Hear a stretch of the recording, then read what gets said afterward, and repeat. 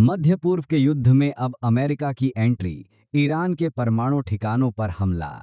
मध्य पूर्व की स्थिति अब चरम तनाव में है। इजराइल ईरान संघर्ष के 10वें दिन युद्ध के माहौल में अब अमेरिका भी सीधे तौर पर शामिल हो गया है। एक अत्यंत महत्वपूर्ण और विस्फोटक घटना घट चुकी है। सूत्रों के अनुसार अमेरिका की सैन्य सेना ने ईरान के 3 महत्वपूर्ण परमाणु केंद्रों पर हवाई हमला किया, यानी एयर स्ट्राइक किया। इस हमले में अत्याधुनिक B-2 बॉम्बर विमानों का इस्तेमाल किया गया है। हमले के निशाने पर थे ईरान के 3 परमाणु केंद्र फोर्डो, नतांज और इस्फहान। विशेष रूप से उल्लेखनीय है कि फोर्डो केंद्र पर 6 शक्तिशाली बंकर बस्टर बम गिराए गए हैं।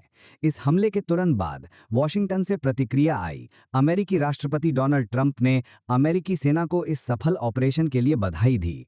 सोशल मीडिया पर एक संदेश में ट्रंप ने दावा किया कि अमेरिकी सेना ने सफलतापूर्वक हमला किया है। ईरान के फोर्डो, नतांज और इस्फहान स्थित 3 परमाणु केंद्रों पर ऑपरेशन हुआ है। ऑपरेशन के बाद सभी अमेरिकी विमान फिलहाल ईरानी हवाई क्षेत्र के बाहर हैं। ट्रंप ने यह भी कहा कि अब तक कोई और देश इस तरह का ऑपरेशन नहीं कर पाया है और अब समय है शांति का।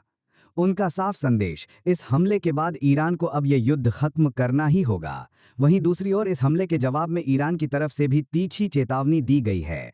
तेहरान के सरकारी प्रचार माध्यम ने सीधे अमेरिकी राष्ट्रपति ट्रंप को निशाने पर लिया है।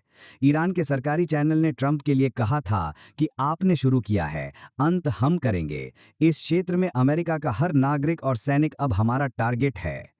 अमेरिका की इस सीधी सैन्य कार्रवाई और ईरान की तीखी प्रतिक्रिया के बाद मध्य पूर्व की स्थिति एक नए और बेहद खतरनाक मोड़ पर पहुंच चुकी है।